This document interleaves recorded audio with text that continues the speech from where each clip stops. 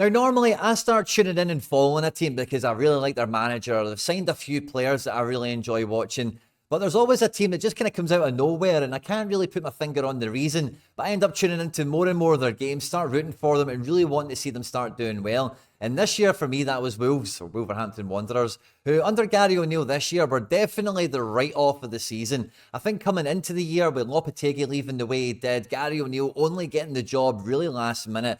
No one expected anything from Wolves this year, but all season long, they were taking scalps, they were playing some really nice football and doing the best with the resources they had available with them, so much so that Gary O'Neill was getting loose links to like Liverpool jobs and Man United jobs and all this kind of stuff. And really, now that we're at the end of the season, we can take stock of the full year and do a bit of a report card on it. How good did Wolves actually do in the 23-24 season? Did they actually overachieve? Did they underperform? And what does all of this mean going into next season? At any point in the video today, if you do laugh, you learn, you like something or whatever, please do like and subscribe to the channel for more content like this. It is going to be an action-packed summer with the transfers, the Euros, and all the other good stuff in between. So if you enjoy this sort of stuff, hit the subscribe button, get into the comment section and let me know, what was your takeaway from Wolves this year? Did they do well? Am I making too much out of something? Will they go backwards next year? I'm looking forward to see what the comments are from you guys on this one.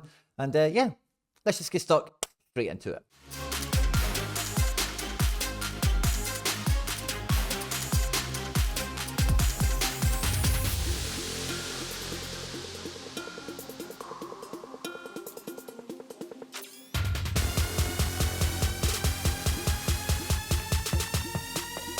Now, the first place we have to start is comparing the Premier League table. So, the 22-23 season, where were Wolves and, where did they actually finish up? Have they progressed? Have they actually seen a tangible difference on the Premier League table with the results and the players that they've had at their disposal throughout the year? And when we wind all the way back to the 22-23 season under Julian Lopetegui, Wolves finished in 13th here, losing 19 matches, conceding 58 goals, and only scoring 31. And Lopetegui, who's meant to be the next West Ham manager, I don't think West Ham fans understand that Lopetegui football is even harder to watch than David Moyes football. So I don't think that Wolves were in a great position coming into this summer. It wasn't as if they were, really getting any great head of steam. Only scoring 31 goals across 38 games is really pitiful reading, and really they really should have had no chance of finishing in this position in the first place last year.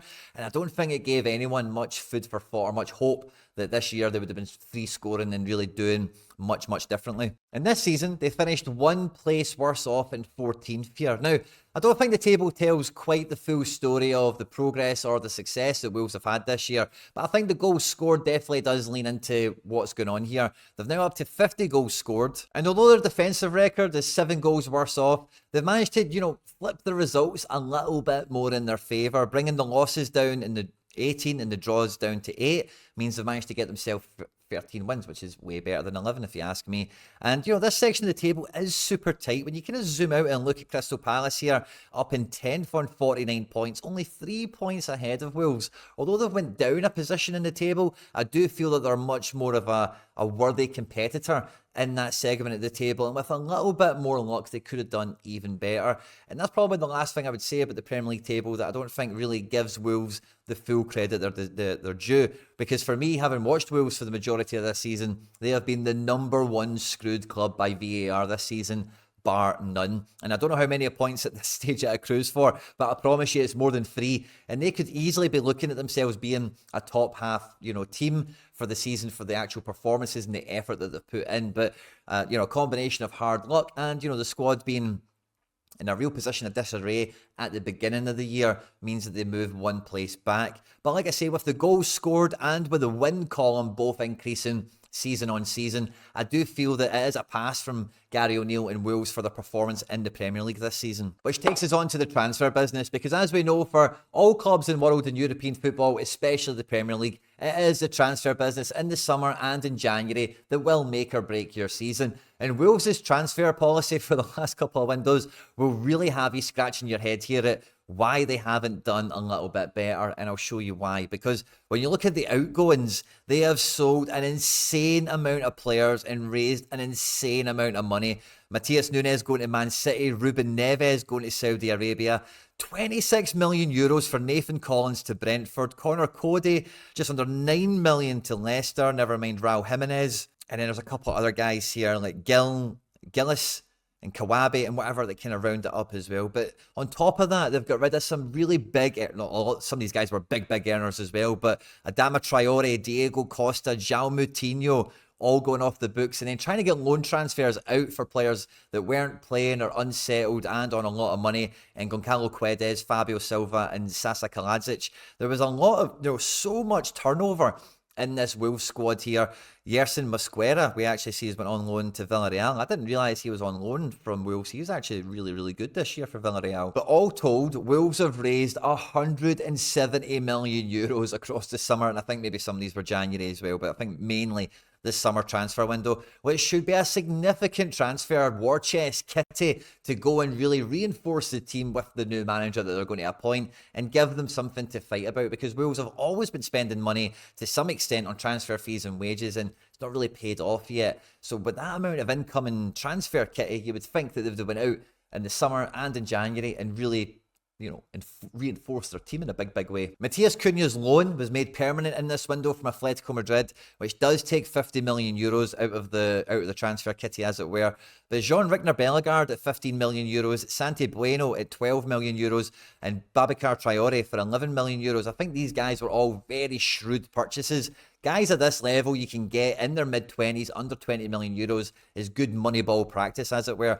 And then when you add in the likes of like Tommy Doyle on a transfer from Man City and bringing Matt Doherty back in as a free transfer, that makes up all the incoming transfer business that really made a difference to Wolves throughout this season. Now, I don't think this transfer policy, this kind of transfer business deserves a pass mark, as it were. But for Wolves to bring in 170 odd million, technically spend 88 when you factor the Cunha transfer in, they're very much in the positive, and that really does give them a lot of strength going forward. But it does really feel like an opportunity missed with a lot of the incoming money that they had coming their way, that they couldn't do a little bit better to just overall round the team out.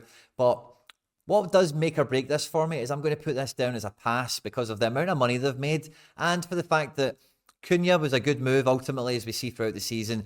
Bellegarde was very effective at points of this season. And Santi Bueno, Babacar Traore, these guys played a good role throughout the season. And, Tommy Doyle was very effective when called upon. So I don't really feel that they got any transfers wrong. It was just very tame and very neutered. And I really do feel, similar to one or two other clubs we've been following on the channel, that the transfer business has almost kind of decided your fate, decided your future before you really get much of a chance for it. So I'm going to give the transfer business a pass because all the incomings worked and they made money. But I think one of the biggest reasons it does just about squeak into being a pass mark is the use of the players under Gary O'Neill. And if you go all the way back to the first game of the season, you remember that Man United match, which was absolute robbery in that game, how it just all shook out. I'm not going to go through it because I'll just probably give us all a bit of PTSD around it all. But that should have been a great game for Wolves. But this does really epitomise how the season went. Played great football, really could challenge any opponent, but just always some crappy VAR, refereeing decisions or luck or whatever you want to think of it as, that, take away the points. But this Gary O'Neill system was very eye-catching, even in this result. And although if you do zoom out and look at the first 5 games of the season, they've only picked up 3 points, which was away to Brighton, to Everton, I beg your pardon, losing 4-1 to Brighton, losing 3-2 to Roy Hodgson's Crystal Palace, and then losing 3-1 to Liverpool before drawing with Luton.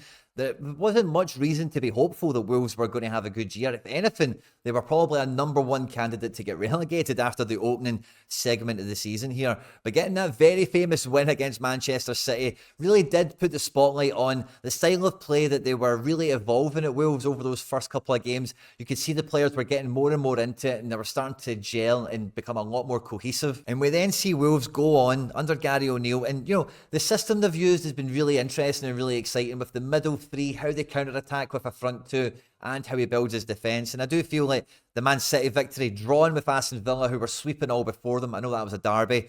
I remember watching that game, it was especially dull, if you don't mind me saying so. But winning away to Bournemouth, drawing with Newcastle, yeah, there's the loss to Sheffield United, Fulham there, which are disappointing, but beating Tottenham, beating Burnley.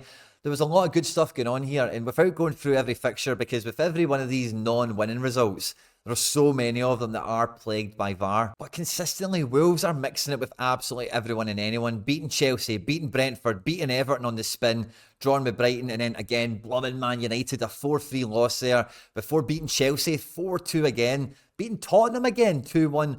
Wolves had such a great record against the better teams in the division, and although some games they could concede 2 3s and 4s and really pick up no points as a result, every game they went into, they were a worthy competitor, and, you know, really they gave as good as they got. And I do feel that Gary O'Neill and the team there just about got everything out of that team that they absolutely could have. Towards the back end of the year, the results became harder and harder to accrue, and I think that last 5 or 6 games there is really why they finished in 14th rather than 10th, because some of the points that we're picking up are high value 3 points that not many of the other teams in and around you in the table are going to be picking up. And in some of those 6-point affairs against the likes of Brighton and Everton and one of these other ones that are in and around that section of the table, Fulham, they could get the job done. You know, they were really good bang for their bucks this season. And I do feel Gary O'Neill, the whole team there in the squad, definitely get pass marks for this year. They get so many results that they shouldn't have got, and they had so much go against them, like I've mentioned countless times with VAR and refereeing decisions. Because flavoured in amongst all of this as well was a very good FA Cup run, which might have gave them an extra silver lining onto the season. It might have gave them something to kind of show for the effort and, you know, the progress that they made on the pitch this year. But, you know, it wasn't to be in the end. But that's a wee bit more midweek football than the other teams in the league roundabout where Wolves had to contend with this year as well.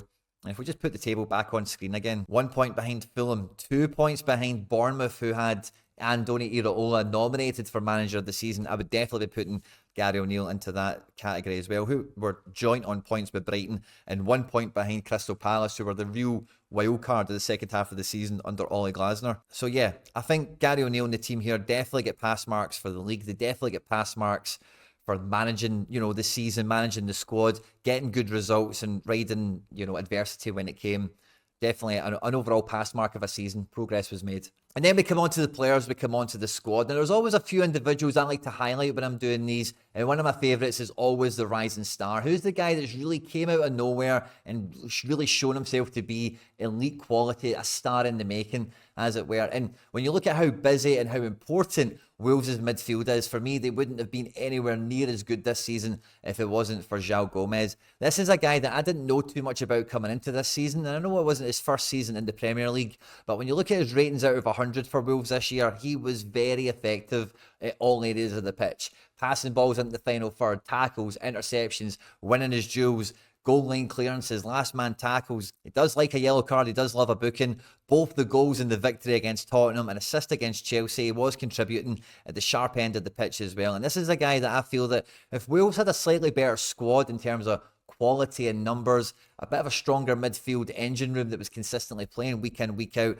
this is a guy that will quickly be seen as one of the better box-to-box midfielders in the Premier League. And I do think a lot of people have seen his promise this year, but for me, how regularly he played, how important he was, and really how he never let the team down, for me, he's the guy that's the real rising star coming out of Wolves' always trips over my tongue there, Wolves' season. And then the other one would be my breakout player. You know, who's a player that really did arrive in the Premier League, come up to the level and show that they are a key player for their team? And for me, that is easily going to be Matheus Cunha. Cunha came into this season as being a bit of a big chance miss merchant. He was a guy that was always the highlight reel of the sitters he's missed at Wolves. Is definitely not something he'll be proud of. But he really got his act together and he really started to hit form. And he was one of the main reasons for so many of Wolves' good performances. He showed he's not only a fantastic pressing forward, but he can drop into pockets, he can link up play. He's a fantastic team player that will provide service for the other attacking players. He's not just a selfish goal scorer. He's not just taking the penalties and all that kind of stuff.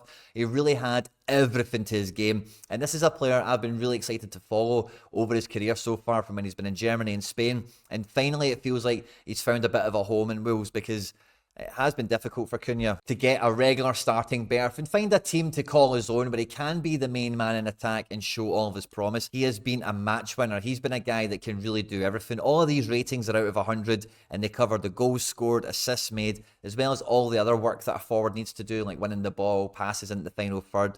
all that kind of thing. And for me, Cunha is definitely up there as being one of the most complete forwards in the Premier League and really should be in the reckoning for a lot of team of the season action. Maybe not the best 11, but definitely in the honourable mentions, because at times he was a one-man attacking department. He's a Brazil international. Wolves spent a lot of money on him, and he's a guy that is now starting to really justify the price tag. And like I said, there was a point of this season where he was unstoppable. And yeah, breakout star of the season for me, Matheus Cunha. Now, if we look at Wolves' squad overall, it will probably shock you if you're not a Wolves fan at how thin it is. There was a few other players that did contribute throughout this season, but for the largest part, this is the 16 players they have, or whatever it is. 18, I beg your pardon. January free transfer Matt Doherty is one of them, so I don't know if you want to really count him as a full one.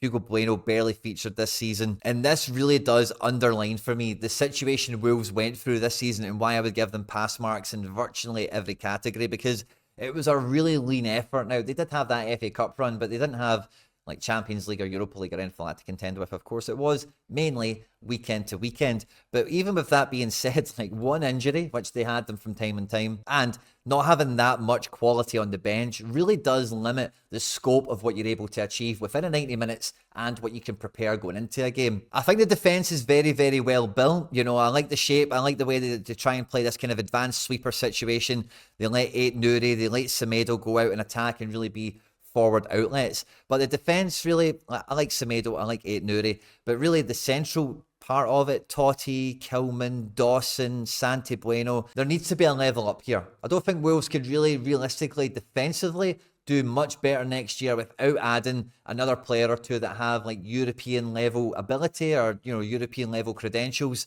to really help elevate the team up, because individually they're all quite fine at winning a tackle, being good in the air, playing the ball safely.